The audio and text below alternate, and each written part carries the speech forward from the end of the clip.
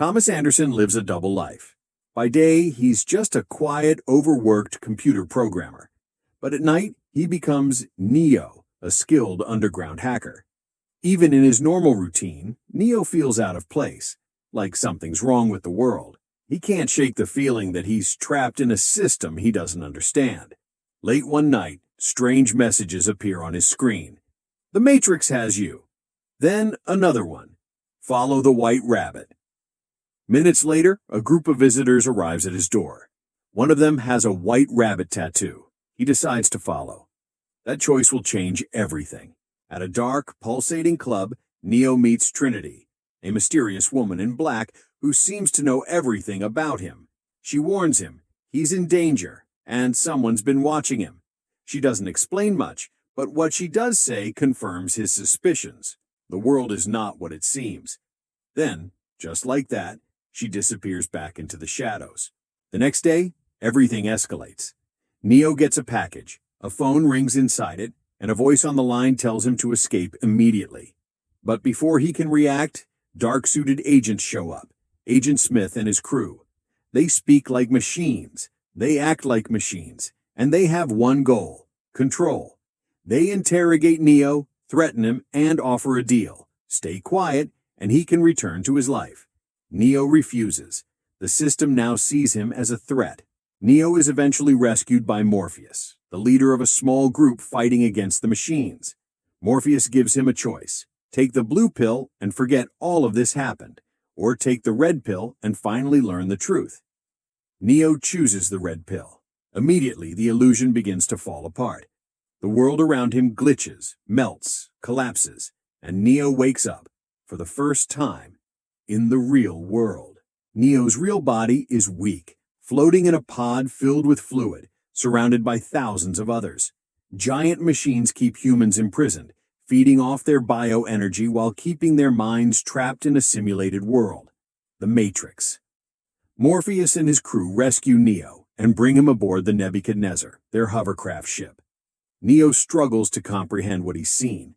Everything he knew, his job, his apartment, the city, all of it was a lie. Morpheus explains, "The Matrix is a computer-generated dream world designed to keep humans under control.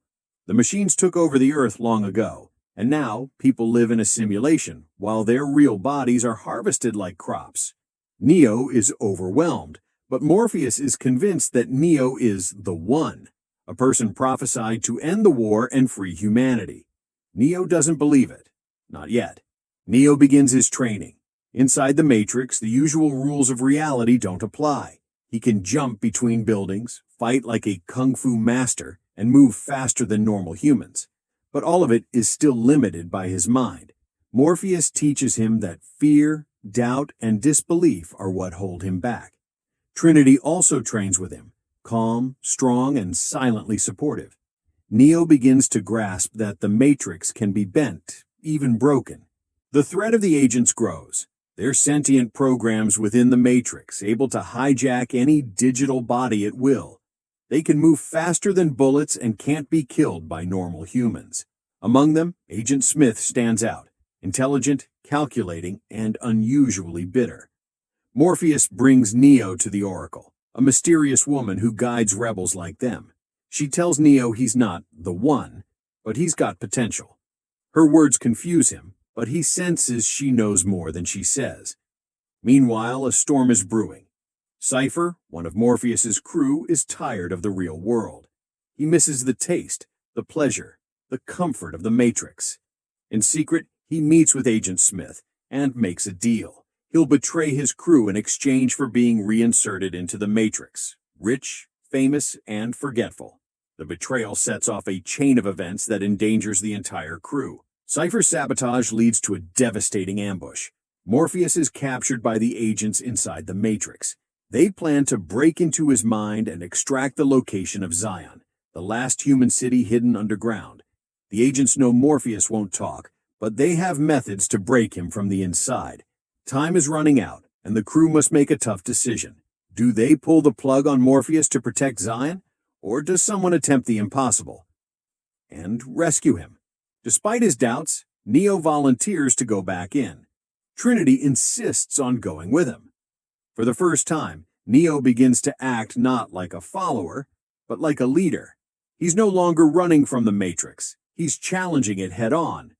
Morpheus once believed in him. Now Neo believes in himself.